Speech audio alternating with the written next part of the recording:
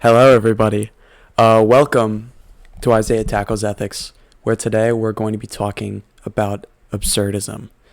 You know it, you love it, you've probably heard of it, but you might not know that much about it, right? Which is where we come today, right? Now, I'm just going to first explain what absurdism is, and then I'm going to give a little bit of a historical background, and then talk about two philosophers who were very important for the development of the method of thought. Now, absurdism is a method of thought that believes life has no inherent meaning, and that meaning is something that we have to create ourselves, right? So, I don't know if I'm saying this right, but absurdism gets its roots in the works of the Danish philosopher Søren Kierkegaard in the 1800s. And he was very influential in laying the groundwork for future absurdist philosophers, specifically Albert Camus. Now, Albert Camus was a philosopher and novelist who lived in the 1900s, famous for his works The Myth of Sisyphus and The Stranger. In Camus' works, he explores the ideas of perseverance, death, and meaning.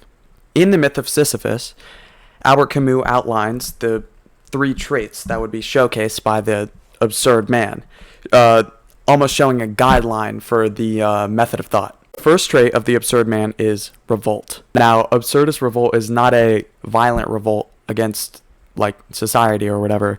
It's the revolt against the idea that life is going to have some inherent meaning. So it's kind of just fighting back against that idea of inherent meaning in life and realizing that meaning's not going to come to you. The second trait of the absurd man is freedom. Now, the freedom of the absurd man is the freedom in the sense of you're not being held back by any sense of meaning or external validation. You're just realizing that your meaning is the meaning that you make yourself, right? You're almost emancipated from any expectations, and even just the idea of almost living in the future and like always planning what's coming, right? Now, the third trait of the absurd man is passion. Now, absurdist passion is a sort of final stand against the idea of inherent meaning, and the passion is the creation of your own meaning and kind of forcing your way through to find your own purpose in a way.